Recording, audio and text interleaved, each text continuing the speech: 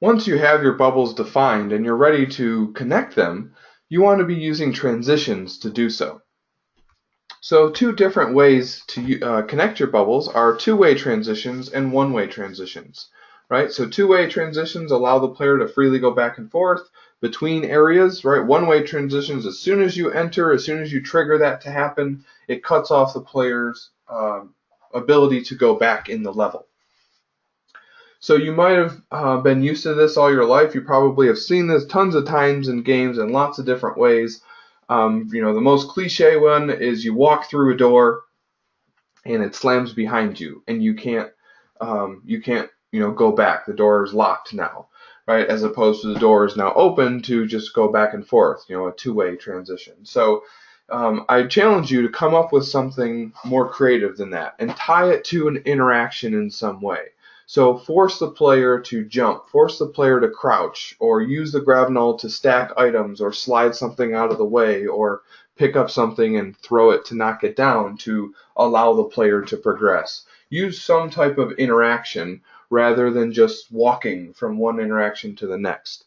What we want to avoid is having a really cool setup in one bubble and a really cool setup in the other bubble, but you just walk in between them. You want to make sure there's still some smaller interaction happening, something for the player to do.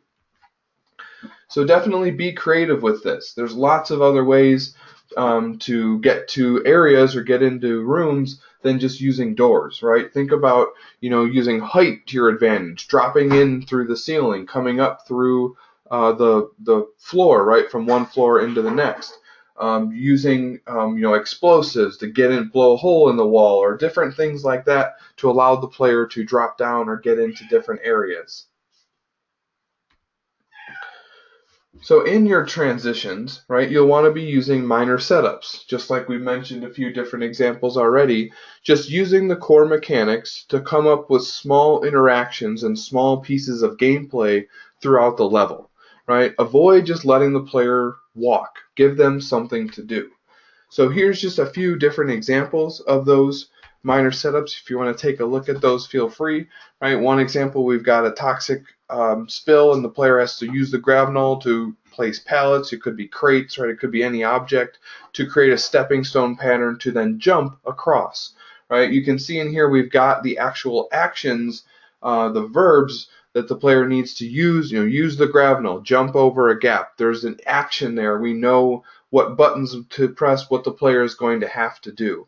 So that's the type of detail and that's the type of interaction you want to have in your transitions. Okay, here's an example of a transition. What I'd like to see on your bubble diagram is here you can see we've got some bubbles, and then we have just a very simple one-way or two-way arrow drawn to communicate that.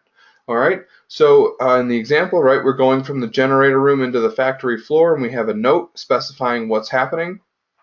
All right, the player, once they activate the generator room, they pick up a physics object, throw it through the window, the window smashes, right? They jump down to the crane, then they can interact and go forward. And that's back to where note 18 will be in the factory floor.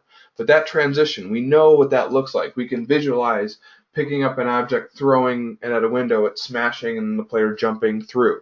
So come up with transitions, come up with minor setups. You can utilize them in your bubbles, but make sure there's something tied to each one of your transitions.